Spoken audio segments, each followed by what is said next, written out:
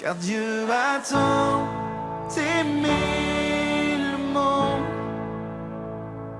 qu'il a donné son Fils unique, afin que quiconque croit ne périsse pas, mais qu'il ait la vie éternelle. Shalom, shalom, apôtre Oko Idriss du ministère évangélique Eau Vive. Nous sommes dans la première série qui consiste à aider les jeunes qui veulent se marier à pouvoir connaître les principes relatifs. Nous sommes donc aujourd'hui dans les préalables au mariage. Qu'est-ce qu'il faut faire avant de se marier? Et ces préalables peuvent être accomplis pour certains d'entre eux avant même qu'on ait connu la personne avec qui on doit se marier. Pas nécessaire de connaître une personne avec qui on se marie pour pouvoir poser certaines actions. On peut se préparer longtemps, même avant. Et nous allons nous inspirer, lorsque nous parlons des préalables, du texte de Jésus. Souvenez-vous, dans Luc chapitre 14, verset 28 au verset 29, Jésus explique qu'il est nécessaire, avant de faire quelque chose, de calculer la dépense, de voir si on a les moyens de commencer et d'aller jusqu'au bout. C'est donc le mariage aussi dans ce cadre-là. Et dans Proverbe, le verset 24, le verset 27, il est écrit « Termine d'abord ton travail dehors, prépare tes champs pour la récolte, ensuite tu pourras fonder une famille. » Nous sommes donc la version parole vivante. La Bible explique qu'avant de faire quoi que ce soit, il est important d'abord de terminer son travail, donc de faire certaines choses avant de pouvoir se marier. Or, beaucoup se précipitent de se marier sans avoir mis en place certains préalables. Alors, l'un des préalables pour le mariage, c'est donc l'instruction, l'importance de l'instruction. Contrairement à ce que pensent beaucoup de personnes, il est nécessaire de s'instruire et nous l'avons expliqué donc dans la première vidéo. Il est donc nécessaire de s'instruire.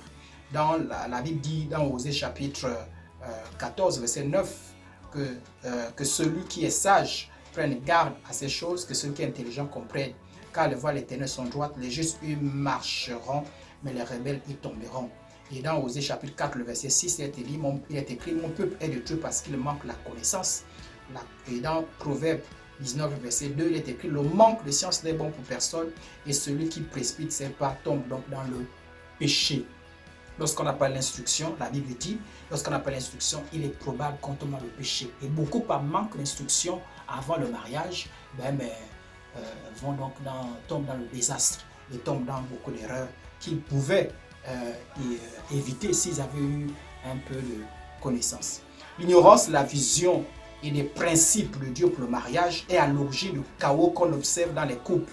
Tension, violence, divorce, amertume, infidélité, frustration, blessure intérieure, exception, bref, toutes ces choses peuvent avoir d'autres causes, mais l'une des causes, c'est donc l'ignorance. Celui qui s'engage précipitamment dans le mariage sans véritable instruction, ou qui se contente simplement de ramasser des pensées, des sagesses, des philosophies mondaines, ne pourra pas vivre le mariage tel que Dieu l'a institué. Il est important que nous puissions nous instruire.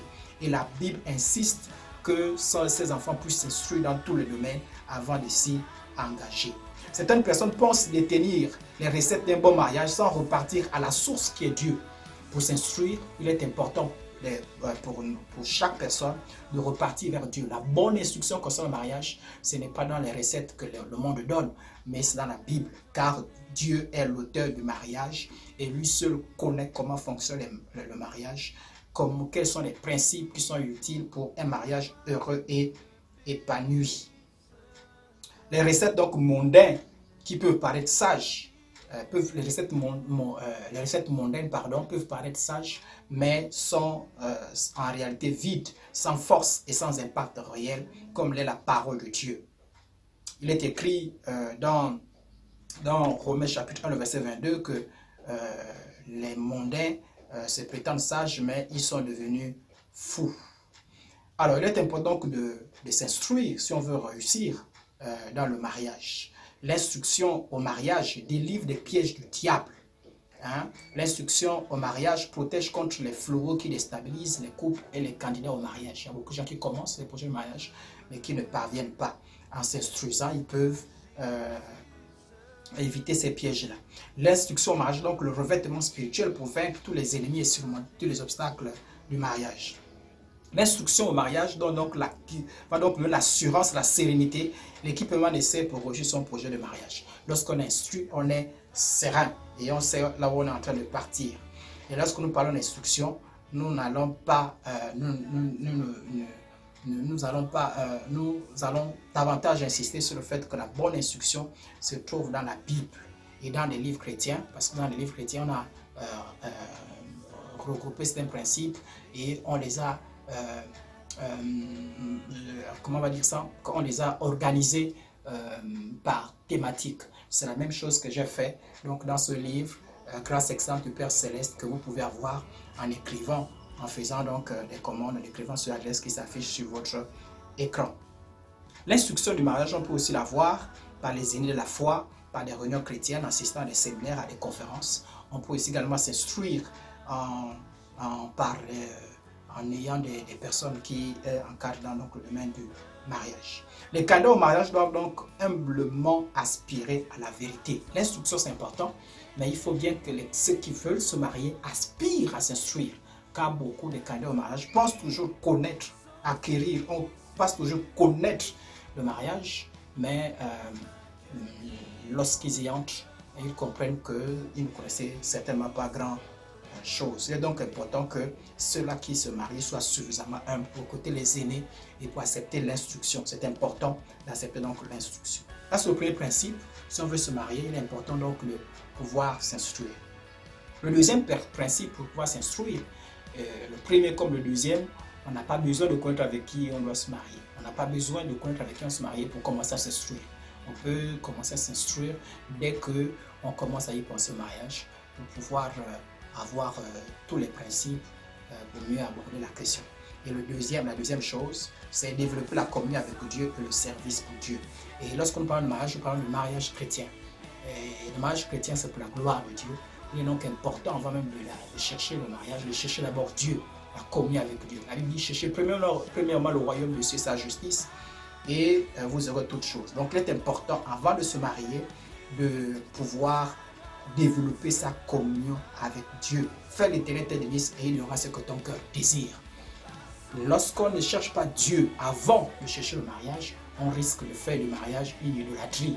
Or, la Bible dit que l'enfant de Dieu doit pouvoir l'aimer plus que toute autre chose. C'est important de développer donc sa communion. On voit donc beaucoup de jeunes qui viennent dans les églises et précipitent à vouloir se marier sans même se poser la question sur la qualité de la vie spirituelle, sans même d'abord travailler au préalable donc leur vie spirituelle. C'est important de travailler sa communion avant de penser donc au mariage. Et le travail dans donc je disais tantôt que aimer le mariage plus que Dieu est une idolâtrie. Et l'idolâtrie n'est pas une bonne chose. La communion avec Dieu va aider donc les jeunes, les candidats au mariage à faire face aux éventuelles difficultés dans le mariage. Vraiment, la communion avec Dieu aide à faire face aux difficultés dans le mariage. Quand on n'a pas une bonne communion, on ne pourra pas résister aux difficultés qui vont arriver au mariage. L'apôtre Paul nous dit, si tu t'es marié, dans 1 Corinthiens chapitre 7, verset 28, si tu t'es marié, tu n'as point péché. Et si la Vierge s'est mariée, elle n'a pas péché, mais ces personnes auront de tribulations de la chair et je voudrais vous les épargner. L'apôtre Paul indique que lorsqu'on se marie, on aura des difficultés. Que dans le mariage, il y a des difficultés et les chrétiens ne sont pas épargnés par rapport à ces difficultés. Mais pour tenir ferme et surmonter ces difficultés-là, on a besoin de Dieu. On a besoin de la vie de Dieu à nous. On a besoin de la parole de Dieu. Et voilà pourquoi il est nécessaire de développer la bonne communion, sa vie spirituelle avant d'entrer le mariage.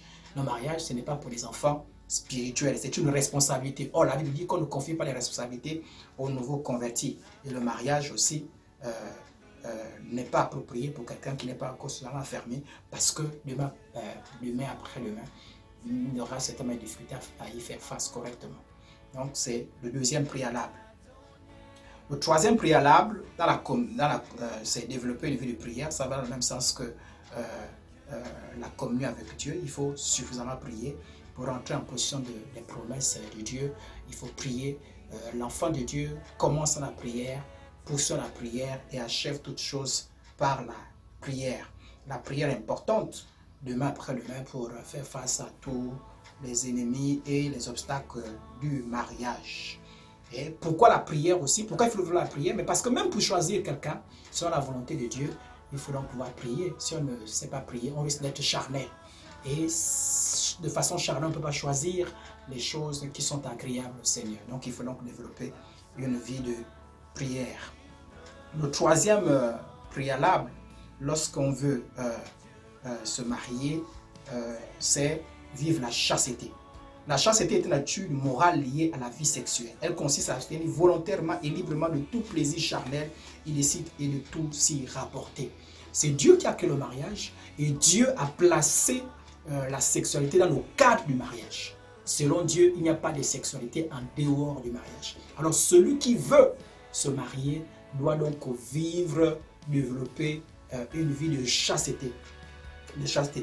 Donc cela c'est très important. Donc, la chasteté implique l'abstinence des relations sexuelles avant et hors mariage. D'une part, lorsque on dit que celui qui se marie doit vivre une chasteté, cela voudrait dire qu'il doit s'abstenir volontairement et librement donc, des rapports sexuels. La Bible condamne les rapports sexuels en dehors du mariage. La Bible dit dans 1 Corinthiens chapitre 6, le verset 8 au verset 19, fuyez l'impudicité. La Bible demande de fuir l'impudicité. L'impudicité n'est pas bon pour le mariage. L'impudicité est un danger pour le mariage. Et l'impudicité, Dieu condamne donc l'impudicité. Fuyez l'impudicité. Quel autre péché qu'un homme commette, ce péché est hors du corps. Mais celui qui se livre à l'impudicité pêche contre son propre corps. La Bible dit que celui qui se livre à l'impudicité pêche contre son propre corps. Par l'expérience, je vais dire, après avoir fait beaucoup d'études sur ce domaine et que j'ai mis dans mon deuxième livre, dans le deuxième livre qui va arriver, qui aborde les grandes questions du mariage, je me suis rendu compte que, et ça c'est sans surprise, que la Bible dit vrai que lorsqu'on commet l'impudicité, on pêche contre son propre corps. Beaucoup de jeunes, beaucoup de personnes qui ont une vie sexuelle avant le mariage ramassent très souvent des maladies sexuellement transmissibles. Beaucoup de gens ne connaissent que le VIH, mais il y a plus d'une trentaine d'infections sexuellement transmissibles. Et vraiment, dans la plupart des cas, vraiment, il y a beaucoup de gens qui ramassent. Ils ne font même pas attention et ne s'y rendent compte que lorsque les conséquences arrivent. Donc la Bible nous donne un conseil sage en disant que de fuir l'impudicité parce que c'est péché contre son propre corps. Il y a beaucoup de choses. On peut encore développer ce texte-là quand on parle de péché contre son propre corps. On nuit à son corps. On ouvre la porte aux démons, on ouvre la porte aux malédictions. Et vraiment, on commet beaucoup de problèmes lorsque on vit une vie sexuelle avant le temps prévu pour Dieu. Mais si vous l'avez, si c'est votre cas et que vous êtes malheureusement tombé dans ce problème avant de vous marier, il est toujours possible de se repentir et d'abandonner ce péché, de revenir au Seigneur et de vous soumettre à la volonté du Seigneur. Ne savez-vous pas que votre corps est le temple du Saint-Esprit? Lorsqu'on est chrétien, notre corps appartient au Seigneur Jésus pour l'avoir racheté et il est important qu'on prenne soin donc le temple du Saint-Esprit et l'impudicité n'est pas une bonne chose pour le temple du Saint-Esprit. Lorsqu'on parle de vivre dans la chasteté, il s'agit aussi de rejeter toutes les pensées immorales. Car voyez-vous, on peut s'abstenir des rapports sexuels et vivre dans la convoitise. La chasteté consiste aussi à rejeter toutes les mauvaises pensées. Dans Matthieu chapitre 5, verset 28, Jésus dit, « Mais moi, je vous dis que quiconque regarde une femme pour la convoiter a déjà commis un adultère avec elle dans son cœur. » Dans Job chapitre 31, le verset 1, « Pourtant, j'avais conclu un pacte avec mes yeux. Il ne devait jamais porter un regard chargé de désir sur une jeune fille. » Voilà quelqu'un qui a pris conscience d'avoir des pensées pures, de garder son cœur pur, et il s'était vraiment entraîné, avait demandé la grâce de Dieu pour toujours garder ses pensées pures. Lorsqu'on parle de vivre dans la chasteté, c'est de tout faire pour garder ses pensées dans la pureté et de ne pas vivre dans la convoitise. Quelqu'un a fait une prière dans le psaume 119, verset 37, « De tous mes yeux pour qu'ils ne regardent pas la vanité, fais-moi vivre dans tes voies. » Donc lorsqu'on vit dans la chasteté, la préparation du mariage consiste aussi à vivre dans la chasteté. La chasteté, c'est de tourner par exemple la pornographie. Il y a des gens qui disent, qui prétendent se préparer au mariage, mais qui passent le temps à suivre sur des vidéos pornographiques, à regarder des images pornographiques, ce qui souille la personnalité et apporte des mauvaises choses, du poison qui plus tard vont déstabiliser le futur couple, même déstabiliser la personne elle-même, et qui détruit d'ailleurs la communion avec Dieu. Donc il est important de vivre dans la chasteté. Vivre dans la chasteté suppose aussi, exige aussi qu'on renonce à la masturbation et à la pornographie, comme je disais. La chasteté, c'est 1. Renoncer à une relation sexuelle avant mariage. 2. À garder ses pensées pures. 3. Renoncer à la masturbation et à la pornographie. Vivre dans la chasteté exige donc toutes ces choses. Pourquoi donc renoncer à l'impudicité? Mais on renonce à l'impudicité parce que lorsqu'on vit dans l'impudicité, la communion avec Dieu est brisée. Et aussi, lorsqu'on vit dans l'impudicité, on nuit à son corps. Vivre dans l'impudicité mène à la mort. Vivre dans l'impudicité, c'est montrer qu'on n'est vraiment pas converti, parce qu'elle dit que ceux qui aiment de Dieu ne demeurent pas dans le péché. Il est donc important d'éviter l'impudicité. Les avantages de la chasteté, pour terminer, les avantages de pratiquer la chasteté sont nombreux. Quand on vit dans la chasteté, on est préservé des influences démoniaques. Quand on vit dans la chasteté, la Bible dit dans Ephésiens chapitre 4, le verset 27, et ne donnez pas accès au diable. Vivre dans l'impudicité, c'est donc donner accès au diable. Beaucoup de gens ont des problèmes dans leur mariage parce qu'autrefois, avant le mariage, ils ont vécu une vie désordonnée et après sont retrouvés donc avec des problèmes. Voilà pourquoi je disais tantôt que dans ces choses-là, il est important de renoncer, de venir à Dieu de façon sincère pour que Dieu puisse vous restaurer. Proverbe chapitre 31, le verset 3, ne livre pas ta vigueur aux femmes et tes voix à celles qui perdent de roi. La Bible dit que vivre dans l'impudicité, c'est livrer son corps, livrer sa vie à des personnes qui ne seront pas demain le conjoint certainement que Dieu a mis sur le chemin. Vivre dans la chasteté préserve les infections sexuellement transmissibles. Vivre dans la chasteté, c'est conduire sur le chemin de la sanctification, l'obéissance à Dieu. Dans la chasteté, prépare chaque personne à la fidélité dans le mariage. C'est un entraînement. Parce qu'on est marié, qu'on ne sera pas agressé par les pensées sexuelles. Et lorsque on se prépare au mariage, il est important. On ne vit pas dans la chasteté pas parce que seulement se prépare au mariage, bien avant, et même mieux encore lorsque on se prépare donc au mariage. C'est une préparation à la fidélité. Parce que les gens qui ont joué dans la chasteté avant le mariage, certainement risquent d'avoir des problèmes demain à vivre dans la fidélité. Donc c'est un entraînement. Parce que lorsqu'on est marié, il y aura des temps où ma femme ne sera pas disponible. Il y aura des temps, des situations où la vie sexuelle ne sera peut-être pas possible. De certaines périodes où les deux conjoints seront amenés à exercer la chasteté qu'ils ont pratiquée au préalable avant le mariage. Donc c'est vraiment très important. On voit des personnes qui, parce que la femme accouchée n'est plus disponible à la sexualité dans l'immédiat, qui se retrouvent donc à commettre l'adultère. Il y en a beaucoup de situations comme ça là, mais c'est parce qu'au départ, ils n'ont pas su s'entraîner. La chasteté, c'est donc un entraînement pour le mariage. C'est donc nous allons terminer donc par cette exigence et nous allons continuer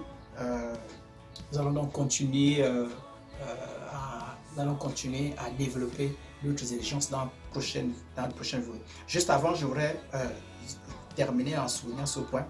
Beaucoup de gens qui ne veulent pas sortir de l'impudicité avant le mariage pensent que il y en a certaines personnes qu'on demande de vivre chaste avant le mariage et qui continuent à vivre dans la fornication et qui se disent moi pour cesser la fornication, il faut que je me marie. Le mariage ne livre pas de l'impudicité. Quelqu'un qui est resté, qui a demeuré dans l'impudicité, continuera demain après-demain à vivre dans l'impudicité. Il est donc important d'être sage maintenant et de pouvoir invoquer la grâce du Seigneur pour sortir donc de l'impudicité. Voilà donc quelques préalables pour pouvoir se préparer au mariage. Les autres dans les prochaines vidéos. Que Dieu vous bénisse au nom de Jésus, qu'il vous fasse grâce de vous préparer maintenant au mariage et qu'il vous délivre, si c'est votre cas, de l'impudicité. Le Seigneur Jésus, la déclare, vous connaissez la vérité vous rendra libre. Quiconque vous connaît le Seigneur Jésus sera sauvé. Vous êtes esclave de l'impudicité, vous êtes esclave de la fornication. Sachez que le Seigneur Jésus est libre. Invoquez-le maintenant là où vous êtes. Sa grâce a puissance, la puissance de l'Esprit descendra sur vous et vous recevrez sa délivrance. Au nom de Jésus. Amen. Shalom, shalom et à la prochaine fois.